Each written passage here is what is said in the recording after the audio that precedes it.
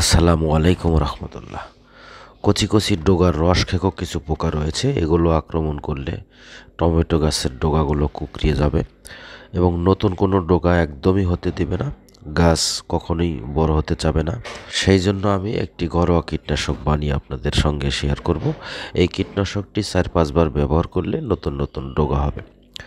কীটনাশকটি প্রথমবার দেওয়ার পরে আমি দেখলাম বেশ কিছু পাতা বেশি আক্রান্ত হয়েছে, সেই জন্য পাতাগুলো ছিঁড়ে আমি দূরে ফেলে দিলাম।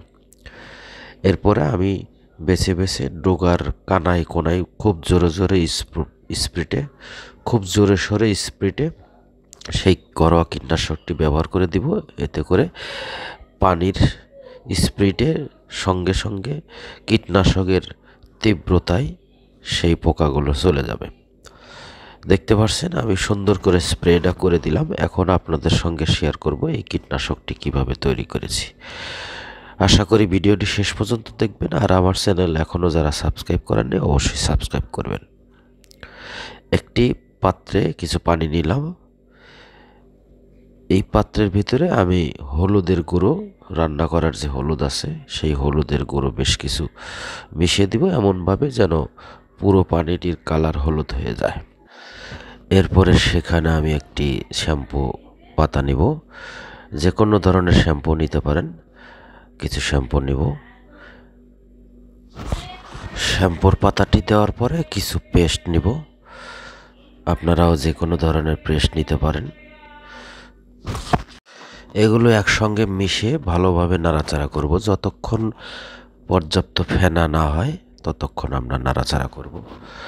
নাড়াচাড়া করে একটি স্প্রের বোতলে ঢোকে আমরা স্প্রে করে দিব। জেনে রাখা ভালো, আপনারা স্যাভলন মেশাতেও পারেন। এই তিনটি উপকরণ একসঙ্গে মিশে আপনারা একটি বোতলে ভরে স্প্রে করে দিবেন।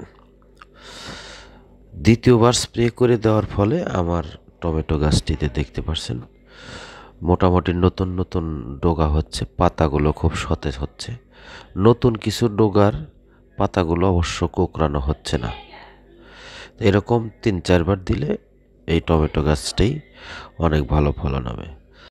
সকলের কাছে আমি দুঃখিত, ঠান্ডাজনিত কারণে আমি ভালোভাবে ভয়েস দিতে পারলাম না। পরবর্তীতে এই টমেটো গাছের কেমন ফলন হয়েছে সেই সম্পর্কে আপনাদের ভিডিও শেয়ার করব। সেই পর্যন্ত সকলেই ভালো থাকবেন, আর আমার জন্য সকলেই দোয়া করবেন।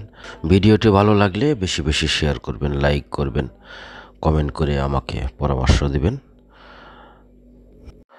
আজকের মতো এই পর্যন্তই। আল্লাহ হাফেজ।